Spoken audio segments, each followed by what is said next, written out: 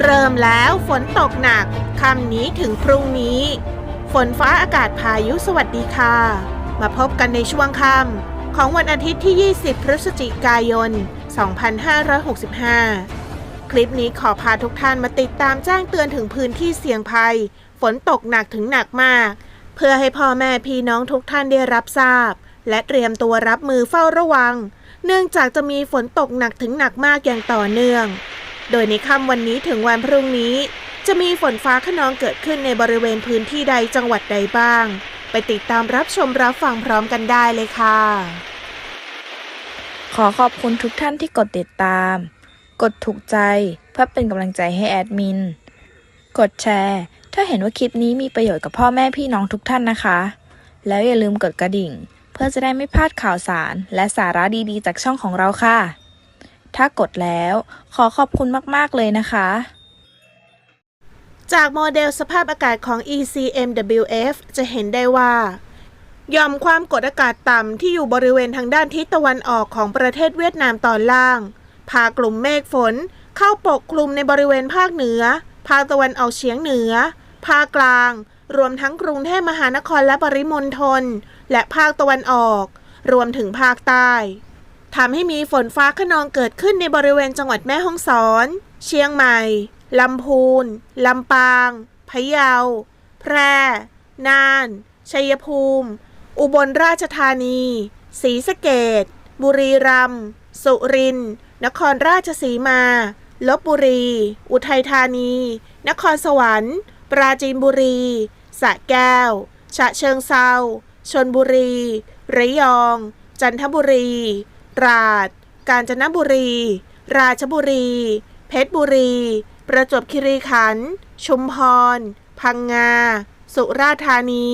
นครศรีธรรมราชพัทลุงกระบี่ตรังสงขลาปัตตานียะลาและนราธิวาสโดยมีฝนตกหนักส่วนมากอยู่ในบริเวณภาคตะวันออกและภาคใต้ส่วนในพื้นที่อื่นๆจะมีเพียงฝนฟ้าคะนองเล็กน้อยถึงปานกลางในบางพื้นที่เท่านั้นเมื่อดูโมเดลต่อไปในช่วงค่ำของวันนี้จะเห็นได้ว่าในบริเวณภาคตะวันออกเฉียงเหนือตอนล่างภาคกลางกรุงเทพมหานครและปริมณฑลภาคตะวันออกและภาคใต้ในบางพื้นที่ยังคงมีฝนฟ้าคะนองเกิดขึ้นได้เล็กน้อยถึงปานกลางนะคะส่วนในบริเวณพื้นที่อื่นๆยังคงไม่มีฝนค่ะ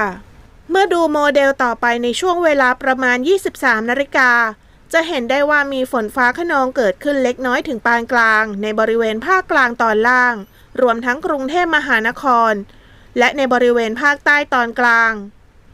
จากนั้นในวันพรุ่งนี้จะเริ่มมีฝนฟ้าคะนองเกิดขึ้นในบริเวณภาคตะวันออกเฉียงเหนือตอนล่างและภาคใต้ตอนกลางซึ่งฝนจะเริ่มกระจายตัวในบางพื้นที่จากอิทธิพลของหย่อมความกดอากาศต่ำที่เคลื่อนตัวเข้าประชิดชายฝั่งในบริเวณปลายแหลมยวนและเมื่อถึงเวลา 13 นาฬิกาจะเห็นได้ว่าบริเวณภาคใต้ตอนกลางจะมีฝนฟ้าคะนองและมีฝนตกหนักกระจายตัวเกิดขึ้นได้บางพื้นที่จากนั้นเมื่อถึงเวลา 16 นาฬิกาจะเห็นได้ว่าบริเวณภาคเหนือภาคตะวันออกเฉียงเหนือตอนล่างเริ่มมีฝนฟ้าคะนองเกิดขึ้นบางพื้นที่โดยในบริเวณภาคใต้ยังคงมีฝนฟ้าคะนองและมีฝนตกหนักเพิ่มมากขึ้นส่วนในบริเวณพื้นที่อื่นๆยังคงไม่มีฝนนะคะและเมื่อดูโมเดลต่อไปในช่วงค่ำของวันที่ 21 พฤศจิกายน 2565 หย่อมความกดอากาศต่ำยังคงปกคลุมอยู่ในบริเวณปลายแหลมยวนโดยจะเคลื่อนขึ้นฝั่งในช่วงวันที่ 22 พฤศจิกายน 2565 ในบริเวณปลายแหลมยวนและจะเคลื่อนตัวมาทางด้านทะเลอ่าวไทยในช่วงเย็นของวันเดียวกัน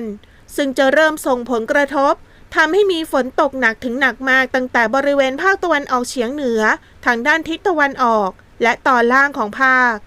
คกลางรวมทั้งกรุงเทพมหานครและปริมณฑล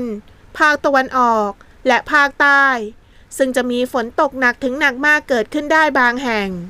จากหลายปัจจัยที่ส่งอิทธิพลดังกล่าวจึงทำให้ในค่ำวันนี้ถึงวันพรุ่งนี้บริเวณภาคเหนือตอนบนของภาคจะมีอากาศเย็นกับมีหมอกในตอนเช้า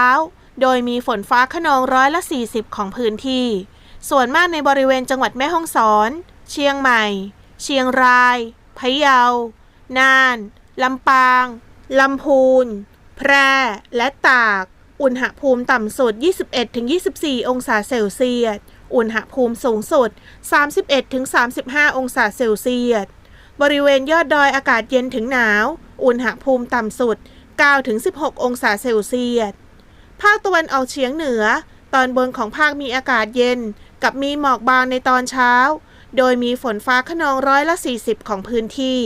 ส่วนมากบริเวณจังหวัดชัยภูมินครพนมมุกดาหาร101ยโสธรอำนาจเจริญนครราชสีมาบุรีรัมย์สุรินทร์ศรีสะเกษและอุบลราชธานีอุณหภูมิต่ำสุด 21-24 องศาเซลเซียสอุณหภูมิสูงสุด 31-33 องศาเซลเซียสบริเวณยอดภูอากาศเย็นถึงหนาวอุณหภูมิต่ำสุด 14-19 องศาเซลเซียสภาคกลางมีฝนฟ้าคะนอง40%ของพื้นที่ส่วนมากบริเวณจังหวัดอุทัยธานีนครสวรรค์ลพบุรีสระบุรีพระนครศรีอยุธยาราชบุรีนครปฐมสมุทรสงครามและสมุทรสาครอุณหภูมิต่ำสุด 23-25 องศาเซลเซียสอุณหภูมิสูงสุด 33-34 องศาเซลเซียสภาคตะวันออกมีฝนฟ้าคะนอง60%ของพื้นที่ส่วนมากบริเวณจังหวัดนครนายกปราจีนบุรีสระแก้วชลบุรีระยองจันทบุรีและตราดอุณหภูมิต่ำสุด 24-25 องศาเซลเซียสอุณหภูมิสูงสุด 31-34 องศาเซลเซียสภาคใต้ฝั่งตะวันออกมีฝนฟ้าคะนอง60%ของพื้นที่และมีฝนตกหนักบางแห่งบริเวณจังหวัดชุมพรสุราษฎร์ธานีนครศรีธรรมราชพัทลุงสงขลาและปัตตานีอุณหภูมิต่ำสุด 23-25 องศาเซลเซียสอุณหภูมิสูงสุด 30-34 องศาเซลเซียสภาคใต้ฝั่งตะวันตกมีฝนฟ้าคะนอง40%ของพื้นที่และมีฝนตกหนักบางแห่งบริเวณจังหวัดระนองพังงาและกระบี่อุณหภูมิต่ำสุด 23-24 องศาเซลเซียสอุณหภูมิสูงสุด 31-33 องศาเซลเซียสกรุงเทพมหานครและปริมณฑลมีฝนฟ้าคะนอง40%ของพื้นที่อุณหภูมิต่ำสุด 24-26 องศาเซลเซียสอุณหภูมิสูงสุด 32-34 องศาเซลเซียสสำหรับคลื่นลมบริเวณอ่าวไทยตอนล่างมีคลื่นสูง 1-2 เมตรบริเวณที่มีฝนฟ้าคะนองคลื่นสูงมากกว่า2เมตรส่วนบริเวณทะเลอันดามันและอ่าวไทยตอนบนมีคลื่นสูงประมาณ1เมตรบริเวณที่มีฝนฟ้าคะนองคลื่นสูงมากกว่า1เมตรจากแนวโน้มลักษณะอากาศดังกล่าวจึงขอให้พ่อแม่พี่น้องในบริเวณประเทศไทยตอนบนดูแลรักษาสุขภาพเนื่องจากสภาพอากาศที่ค่อนข้างแปรปรวนส่วนพ่อแม่พี่น้องชาวเกษตรกรให้เตรียมตัวรับมือกับฝนฟ้าคะนองที่จะเกิดขึ้นโดยเตรียมหาวัสดุอุปกรณ์เพื่อป้องกันความเสียหายที่จะเกิดต่อผลผลิตทางการเกษตรสำหรับพ่อแม่พี่น้องในบริเวณภาคใต้ที่ต้องพบเจอกับฝนฟ้าคะนองและฝนตกหนักอย่างต่อเนื่องจึงขอให้ทุกท่านเตรียมตัวรับมือกับฝนตกหนักถึงหนักมากและฝนที่ตกสะสมซึ่งอาจทำให้เกิดน้ำท่วมฉับพลันและน้ำป่าไหลหลากโดยเฉพาะในบริเวณพื้นที่เสี่ยงภัยน้ำท่วมเป็นประจำพื้นที่ลาดเชิงเขาใกล้ทางน้ำไหลผ่านพื้นที่ลุ่มพื้นที่ท้ายเขื่อนและพื้นที่ริมแม่น้ำลำคลองต่างๆสำหรับพ่อแม่พี่น้องชาวเรือในช่วงนี้คลื่นลมจะมีกำลังแรงเพิ่มขึ้นขอให้ทุกท่านใช้ความระมัดระวังในการเดินเรือโดยเฉพาะในบริเวณที่มีฝนฟ้าคะนองส่วนเรือเล็กบริเวณอ่าวไทยควรงดออกจากฝั่งตั้งแต่วันพรุ่งนี้เป็นต้นไปและแล้วก็มาถึงในช่วงสุดท้ายของคลิปซึ่งก่อนจะจบคลิปไปขอฝากพ่อแม่พี่น้องทุกท่านเป็นกำลังใจให้กันด้วยการกดถูกใจกดแชร์และอย่าลืมคอมเมนต์มาว่ารับชมจากสถานที่ใดสภาพอากาศในพื้นที่ของพ่อแม่พี่น้องทุกท่านเป็นเช่นไรกันบ้างแอดมินรออ่านอยู่นะคะซึ่งแอดมินต้องขอบคุณทุกท่านที่ติดตามและร่วมรับชมคลิปของเราและพบกันใหม่ในคลิปหน้าฝนฟ้าอากาศพายุสวัสดีค่ะ